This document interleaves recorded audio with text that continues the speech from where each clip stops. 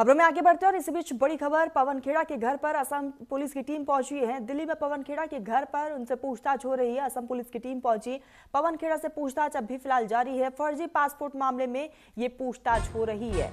Assam police के साथ Delhi police की टीम भी मौजूद है। पवन खेड़ा ने असम के सीएम हिमंता बिस्वा शर्मा पर आरोप लगाए थे और ऐसे में अब पवन खेड़ा की मुश्किलें बढ़ती हुई नजर आ रही है, क्योंकि असम पुलिस की टीम पहुंच चुकी है। हर एक एंगल से इस पूरे मामले को लेकर जांच पड़ताल की जा रही है। असम में चुनाव और उससे पहले जो है यहाँ पर तपिश बढ़ती हुई नजर आ रही है। तो पवन खेड़ा के घर पर इस वक्त पुलिस मौजूद है। असम पुलिस की टीम के साथ जो है दिल्ली पुलिस की टीम भी मौजूद है और लगातार उनसे पूछताछ हो रही है, क्योंकि जो बयान दिए गए थे, जो दस्तावेज पेश किए गए थे, उसके बाद से ही इस पूरे मामले को तूल मिल चुका है। और अब इस पूरे मामले को लेकर अब पवन खेड़ा की मुश्किलें भी बढ़ती हुई नजर आ रही हैं। अब उनके घर पर असम पुलिस की टीम पहुंची हुई है। असम पुलिस के साथ साथ दिल्ली पुलिस की टीम भी पहुंची हुई है। लगातार अब जांच पड़ताल हो रही है, पूछताछ की जा रही है। तो कांग्रेस के प्रवक्ता पवन खेड़ा ने असम के मुख्यमंत्री हिमंता बिस्वा शर्मा की पत्नी रिंकी भुवन शर्मा पर तीन देशों का पासपोर्ट रखने का आरोप लगाया था। रिंकी शर्मा ने इन आरोपों को सिरे से खारिज करते हुए पवन खेड़ा को कानूनी यहाँ पर नोटिस भेजा था, चेतावनी भी दी थी, मुकदमा दर्ज किया था। और अब असम पुलिस की टीम उनके घर पहुंची हुई है। दिल्ली आवास स्थित घर पर मौजूद है असम पुलिस की टीम और इस पूरे मामले को लेकर फिलहाल जांच पड़ताल की जा रही है। पंकज मेरे सहयोगी जुड़ चुके हैं। पंकज, पवन खेड़ा की मुश्किलें बढ़ती नजर आ रही है। असम पुलिस की टीम पहुंची हुई है, दिल्ली पुलिस की टीम भी मौजूद है। क्या जानकारी है पंकज आपके पास? बिल्कुल, बेशक। अब से कुछ देर पहले ही जो है असम की पुलिस दिल्ली आई है और असम पुलिस के साथ जो है दिल्ली की पुलिस पवन खेड़ा के जो दिल्ली स्थित आवास है वहां पहुंची है। और जिस तरह से पवन खेड़ा ने जो आरोप लगाए थे, जो असम के मुख्यमंत्री हिमंता बिस्वा शर्मा, उनकी वाइफ रिंकी भुवन शर्मा के ऊपर, उसको लेकर डिफेमेशन केस की बात जो है हिमंता शर्मा ने की थी, उसको लेकर अब जो है असम पुलिस के साथ दिल्ली पुलिस जो है पवन खेड़ा के आवास पर पहुंची है पूछताछ के लिए। खैर, जो पवन खेड़ा है वो अपने आवास पे मौजूद नहीं है, वो बताया जा रहा है कि वो असम गए हुए हैं। तो ऐसे में जो पूछताछ है अब उससे की जाएगी, लेकिन जो असम की पुलिस और साथ में दिल्ली पुलिस जो है पवन खेड़े के आवास पर पहुंची है। बिल्कुल पंकज, और लगातार पूछताछ हो रही है। एक तरफ हम देख रहे हैं कि आने वाले समय में चुनाव भी है, चुनाव को लेकर भी असम राज्य में तपिश बहुत ज्यादा है, लेकिन इस बीच हम देख रहे हैं कि पर्सनली अटैक भी किया जा रहा है। कहीं ना कहीं उसका ही नतीजा ये। बिल्कुल, बेशक। अगर आपने देखा होगा कि असम के मुख्यमंत्री हिमंता बिस्वा शर्मा ने एक बड़ा आरोप जो है असम के वरिष्ठ नेता कांग्रेस के हैं गौरव गोगोई, उन पर लगाया था। जो लोकसभा सांसद है उनके ऊपर बड़े आरोप लगाए थे और उनके नहीं, उनके वाइफ के ऊपर भी आरोप लगाया था। और उसके बाद 2 दिन पहले जो है दिल्ली पर एक प्रेस कॉन्फ्रेंस की जाती है पवन खेड़ा की तरफ से 24 अकबर रोड पर, और वहां पर बड़े आरोप लगाए जाते हैं 3 पासपोर्ट को लेकर, जो अलग अलग देशों के पासपोर्ट है। और इनफैक्ट ये भी आरोप लगाया गया कि कई बाहर विदेशी फंड भी मतलब प्रॉपर्टीज है उनके पास, ये तमाम आरोप लगाया। खैर, इन तमाम आरोपों को जो है नकारते हुए नजर आए हैं हिमंता बिस्वा शर्मा, और उसको लेकर ही जो है लगातार अब जो पर्सनल अटैक है वो जारी है। और पंकज एक बात बताइएगा, क्योंकि इस बीच जो है ये चुनाव बेहद अहम हो जाता है, पर्सनल अटैक किया जा रहा है, क्या जनता का असल मुद्दों से ध्यान भटकाने की कोशिश हो रही है? बिल्कुल, बेशक। देखिए, लगातार आप अगर देखेंगे कि आज जो है प्रचार प्रसार का आखिरी दिन है, शाम 5 बजे तक चल रहा है, और ऐसे में लगातार दोनों पॉलिटिकल पार्टी, चाहे बीजेपी हो या कांग्रेस हो, वो लगातार एक दूसरे पर हमला रहा है। और ऐसे में अब जब आखिरी दौर के जो प्रचार का वक्त है, और ऐसे में दोनों पॉलिटिकल पार्टी अब पर्सनल अटैक करती नजर आ रही है। चाहे शुरुआत हिमंता बिस्वा शर्मा ने किया हो या फिर कांग्रेस की तरफ से पवन खेड़ा या गौरव गोगोई, दोनों लगातार इस आरोप को लगाते नजर आ रहे हैं। लेकिन अब दूसरी तरफ अब इस मामले को लेकर पुलिस भी संज्ञान लेती नजर आ रही है। असम की पुलिस जब दिल्ली पहुंची है, दिल्ली पुलिस के साथ उनके आवास पर, तो कई सवाल खड़े हो रहे हैं कि अब ऐसे में चुनाव के आज अंतिम प्रचार का दौर है, और ऐसे में पुलिस पहुंची है।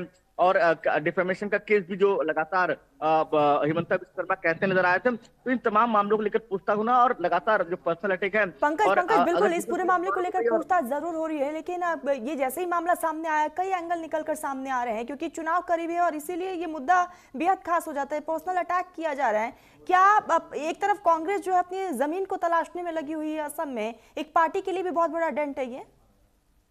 बिल्कुल बेशक देखिए, कांग्रेस लगातार इस बात को कहती नजर आ रही, चाहे भूपेश बघेल हो, पवन खेड़ा हो, गौरव गोगोई, ये लगातार ये आरोप लगा रहे हैं कि अब इस मामले को लेकर रोज एक प्रेस कॉन्फ्रेंस की जाएगी और लगातार हम बड़े बड़े खुलासे करेंगे, लेकिन उसके बाद से कोई बड़ा अपडेट जो है कांग्रेस तरफ से नहीं आया है। जिस तरह से एक बार जो बड़ा प्रेस कॉन्फ्रेंस किया, उसके बाद दूसरा प्रेस कॉन्फ्रेंस जो है असम गुवाहाटी में किया गया था, लेकिन उसके बाद से कोई बड़ा आरोप जो है कांग्रेस तरफ से नहीं लगाया गया। और कोई बड़े नेता भी जिस तरह से अनुमान होता है कि तमाम वरिष्ठ नेता इस मामले को लेकर ट्वीट करते हैं या तो आरोप लगाते हैं, तो इस तरह का आरोप सिर्फ कांग्रेस के 3 वरिष्ठ नेताओं की तरफ से नजर आया है। लेकिन अब देखना पड़ेगा चुनाव के तारीखों का ऐलान, और खैर आज अंतिम दौर है प्रचार का, और ऐसे में और कितने आरोप कौन किसके ऊपर लगाता है।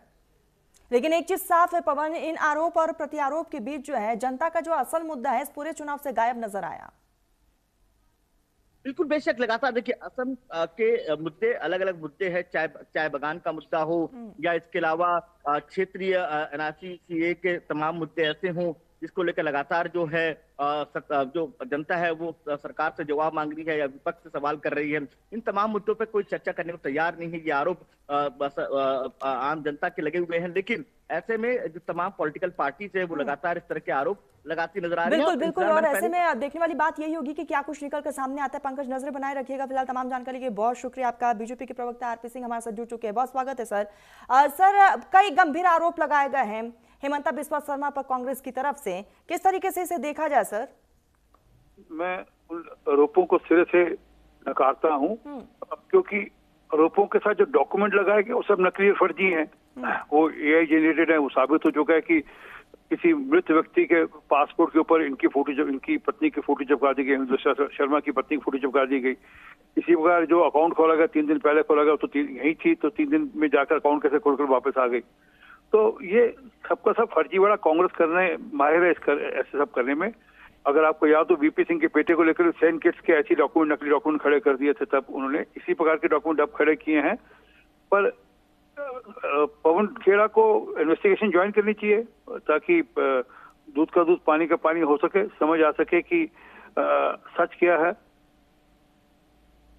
आरपी सिंह जी, साफ तौर पर कांग्रेस का कहना है कि जो दस्तावेज हमारे पास हैं उसके पास हमारे पास पुख्ते सबूत हैं, और कहीं ना कहीं आने वाले समय में हेमंता बिस्वा शर्मा की भी मुश्किलें बढ़ सकती हैं। सबूत हैं तो वो पुलिस की इन्वेस्टिगेशन ज्वाइन कर लें और सबूत दे दे। पुलिस से यही पूछ रही कि सबूत दिखा दीजिए, और तो कोई कारण है पुलिस का इन्वेस्टिगेशन करने का, क्योंकि उनकी पत्नी ने कहा कि ये सब नकली हैं, सब फर्जी हैं, मेरे नाम पर नकली फर्जी डॉक्यूमेंट बनाए गए हैं। तो अगर इनके पास कुछ भी असली कुछ तथ्यात्मक है तो उसको पेश कर देना चाहिए, अन्यथा जो पुलिस की कार्रवाई होगी। अच्छा, तो आपको ऐसा लग रहा है कि पार्टी जो है असल मुद्दों से भटकाने के लिए इस तरह की साजिशें रच रही है? कांग्रेस का इतिहास है। मैंने अभी आपको बताया कि सेंट किट्स में वीपी सिंह के बेटे के खिलाफ इसी प्रकार से डॉक्यूमेंट सेंट किट्स से बनाकर खड़े कर दिए थे कि इन्होंने कोई अपना अकाउंट खोला है, और जब जांच हुई तो पता लगा कि सब नकली और फर्जी डॉक्यूमेंट खड़े किए गए हैं। तो उसी प्रकार से ये मामला है। ये कोई नकली फर्जी डॉक्यूमेंट कहीं इधर से चिपकाकर उधर से कागज लगाकर किसी पुराने पासपोर्ट पे, किसी के गुमे हुए पासपोर्ट के ऊपर फोटो चिपकाकर ये कह देना कि वहाँ की सिटीजन है। दिखता है कि झूठ के आधार पर राजनीति करना चाहते हैं और फर्जीवाड़ा के आधार पर चुनाव जीतना चाहते हैं। होगा नहीं। आरपी जी, ठीक है, ये तो दस्तावेज की बात है, लेकिन आरोप ये भी लगाया गया है कि रिंकी भुवन शर्मा की जो है दुबई में कई संपत्तियां भी हैं और उसको उजागर नहीं किया गया, उसको डिटेल में नहीं दिया गया। तो उसके डॉक्यूमेंट ही तो पुलिस मांगने गई थी। पवन खेड़ा भाग क्यों गए? वो अगर सच्चे होते तो वो डॉक्यूमेंट पुलिस को देते, बोले ये डॉक्यूमेंट आप चलिए मैं आपको डॉक्यूमेंट साबित करता हूँ। और डॉक्यूमेंट साबित करने से भाग रहे हैं। इन्हीं सब डॉक्यूमेंट से तो पुलिस गई उनके पास कि आप दिखाइए डॉक्यूमेंट, क्योंकि हेमंता बिस्वा शर्मा की पत्नी का कहना है कि सब झूठ है, फरेब है, फर्जीवाड़ा है। तो अब किसी की बात को साबित करने के लिए जिसने आरोप लगाया उसको अपने पक्ष में डॉक्यूमेंट दस्तावेज दिखाने पड़ेंगे। ठीक है, तो क्या लग रहा है कि इस बार के असम चुनाव में कांग्रेस को एक झटका लगेगा? झटका तो ऑलरेडी लगा हुआ है। वहाँ पे एक तरफा है। मैं कल हेमंता बिस्वा शर्मा की एक वीडियो देख रहा था पब्लिक में, जिस प्रकार से उनके प्रति प्यार है जो उमड़ कर आ रहा है वो कमाल है।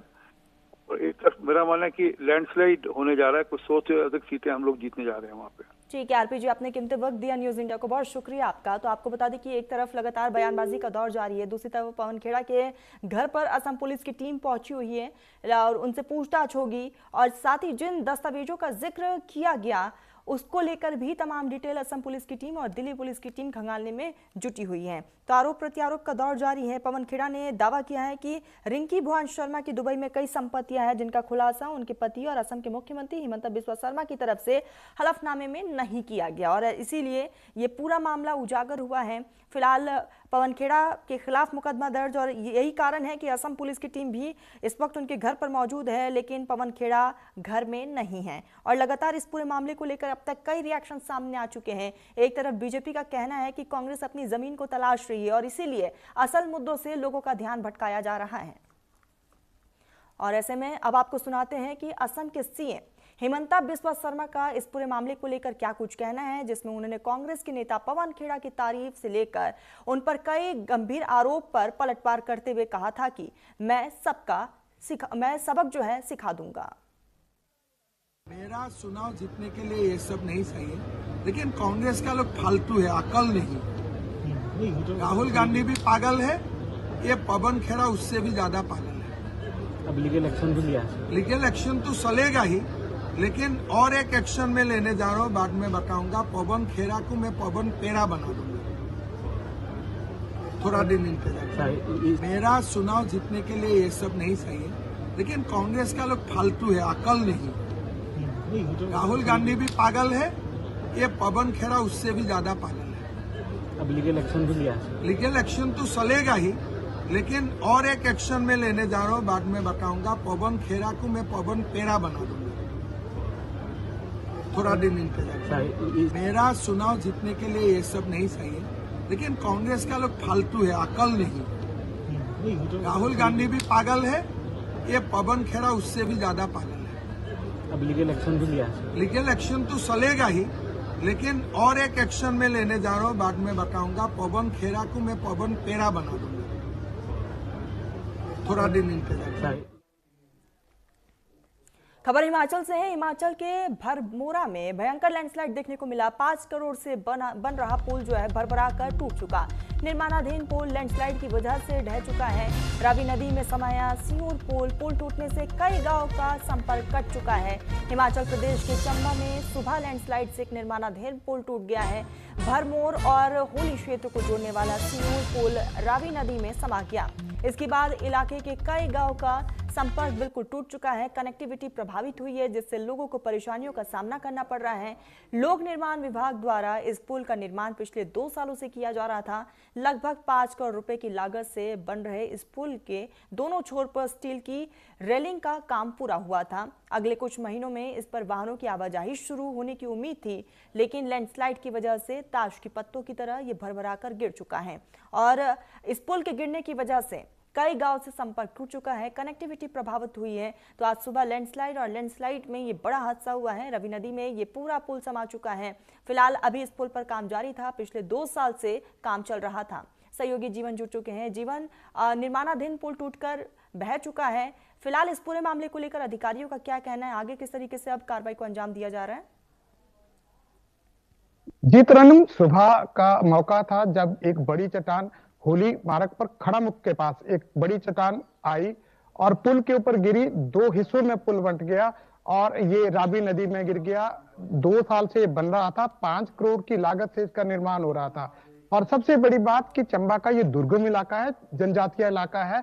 यहाँ पे जो वाहनों की आवाजाही हालांकि बहुत कम थी, तब भी बहुत कम थी, लेकिन यहाँ पर जो हाइड्रो प्रोजेक्ट्स हैं इलेक्ट्रिसिटी के, वो बहुत ज्यादा हैं। तो अब इस पुल के टूट जाने से ना केवल लोगों को कमी आएगी अपनी आवाजाही में, बल्कि जो हाइड्रो प्रोजेक्ट्स हैं वहां तक पहुंचना भी मुश्किल होगा। जी बिल्कुल जीवन, कनेक्टिविटी प्रभावित हुआ है। अब देखने वाली बात कि अब प्रशासन की तरफ से क्या कुछ ऑप्शंस जो है वो तलाशे जाते हैं। फिलहाल नजरें बनाए रखिएगा। तमाम जानकारी के लिए बहुत शुक्रिया आपका।